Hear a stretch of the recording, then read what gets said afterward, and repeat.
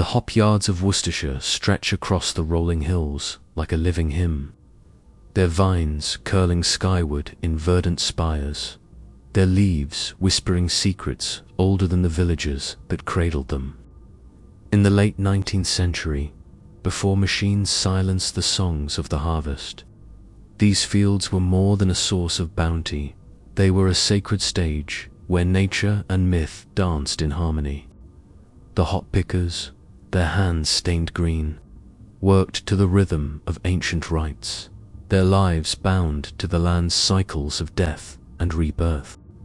Among these rituals, one stood above all: the ceremony of death and resurrection, performed on the final day of harvest, when the earth itself seemed to hold its breath. In the village of Tenbury Wells, nestled among the hop yards, the tale of this ritual is a cherished legacy, kept alive by folk like old Sarah, the village herbalist, whose weathered hands and knowing eyes have tended both plants and her cottage, fragrant with dried lavender and hops, is a haven for the curious, where children gather to hear of the old ways. The land remembers, Sarah says, her voice low as the rustle of vines. And so do we, if we listen. Her words carry the weight of 1885, when the hop bards thrummed with life, and a ritual as old as the hills bound a community to its roots. The harvest of 1885 was a golden one. The hop vines heavy with cones that filled the air with a bittersweet scent, like earth and promise mingled. The pickers, men, women, and children from Tenbury and beyond, worked from dawn to dusk, their laughter and songs weaving through the rows. At the heart of the yard stood John Harrow, the bushler, a man of 40 whose broad shoulders and weathered face bore the marks of a life spent in the fields. His eyes, sharp as a hawk's, held the wisdom of seasons past, and his voice carried the authority of one who spoke for both the workers and the land. Each year, John chose a woman to join him in the ritual, a figure who embodied the spirit of renewal. This time, it was Mary Wren, a 19-year-old picker with hair the color of ripe wheat and a quiet strength that belied her youth. Mary was born to a family of hop pickers, her hands deft from years among the vines, her heart tied to the earth's rhythms. The villagers whispered that she had the old blood, a lineage said to trace back to the land's ancient keepers, and her selection stirred both pride and awe. As the final day of harvest dawned, the hop yard buzzed with anticipation.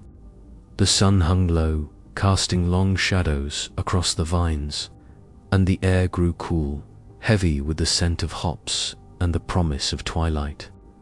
The last baskets were filled, their woven sides bulging, and the workers gathered in a loose circle around the largest hop crate, a towering basket piled high with the season's yield.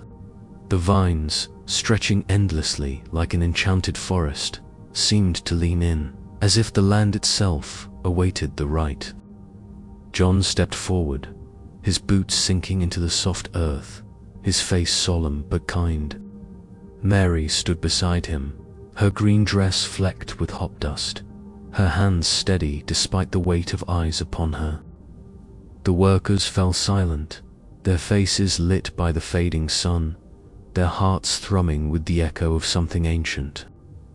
John took Mary's hand, a gesture both ceremonial and grounding, and together they stepped into the crate, the hops rustling beneath their weight. The ritual began with a hush, as if the world paused to listen. John and Mary knelt, the hop flowers pressing around them like a living shroud, their fragrance overwhelming, a blend of earth, spice, and memory. The crate, vast and deep, seemed to swallow them, its sides rising like the walls of a sacred chamber. The workers watched, some clutching charms of woven straw, others whispering prayers to gods both Christian and older. The air thickened, charged with the weight of what was to come. John's voice broke the silence, low and resonant, as if speaking to the land itself. "May this sacrifice bear fruit in the year to come," he intoned, his words echoing through the yard, carried by the breeze to the hills beyond. The phrase, older than the church that crowned the village, stirred the vines, as if the earth nodded in reply.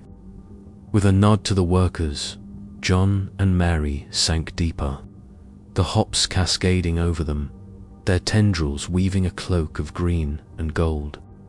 For a moment, they vanished, buried beneath the harvest, claimed by the land in a silent act of surrender.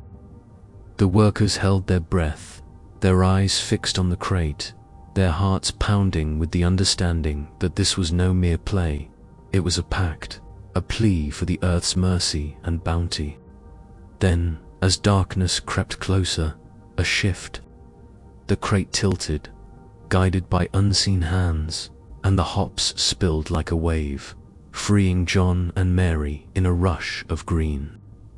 They rolled onto the earth, rising as if born anew, their faces flushed, their eyes bright with the fire of renewal.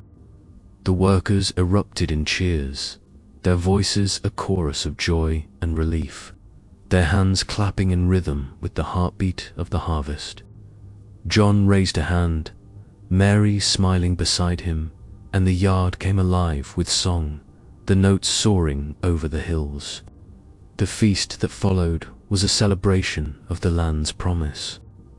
Tables groaned under the weight of bread, cheese, and ale, the air filled with laughter and the clink of mugs.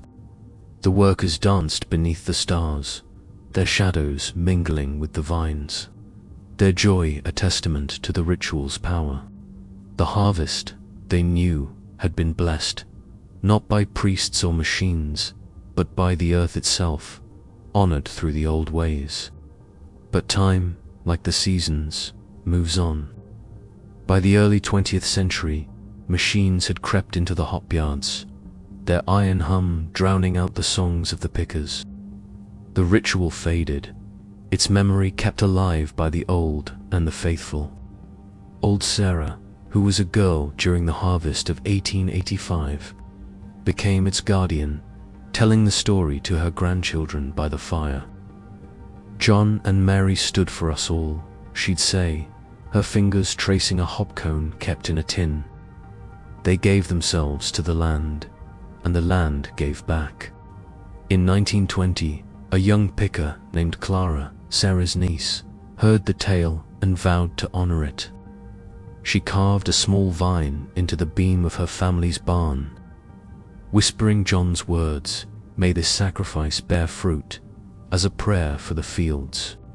Her son, Thomas, grew up with the story, and in 1950, when the hop yards faced a blight, he led the village in a quiet revival of the ritual. No one was buried, but the words were spoken, and the hops flourished the next season, as if the land had heard. By 1975, a folklorist named Ellen visited Tenbury Wells, drawn by whispers of the old rite. She sat with Sarah's great-granddaughter, Rose, who showed her a woven charm said to have been Mary. Ellen's book, Songs of the Hop Bards, spread the tale beyond Worcestershire, drawing wanderers to the fields where the ritual had once thrived. Today, the hop yards of Worcestershire stand quieter, their vines tended by machines, their harvest a shadow of the past. But the land remembers. On still evenings, when the sun dips low and the hops glow gold, the scent of the vines carries an echo of the old magic. Villagers, though few now know the ritual's full form, speak of John Harrow and Mary Wren, their names woven into the fabric of Tenbury Wells. Old Sarah is gone, but Rose's children tell the story, their voices soft as the rustle of vines. The hop yards, though changed, hum with the promise of renewal, and on rare nights, when the air is heavy with harvest, some swear they hear a low chant, "May this sacrifice bear fruit," carried on the wind. So, If you walk the fields of Worcestershire and feel the earth pulse beneath your feet, pause and listen. You may catch the whisper of a ritual that bound a people to their land, a dance of death and resurrection that lives on in the hops and the hills, forever calling the earth to bear fruit once more. Many thanks for treading this tale's dark path. If its chill gripped you, follow, subscribe, and comment below.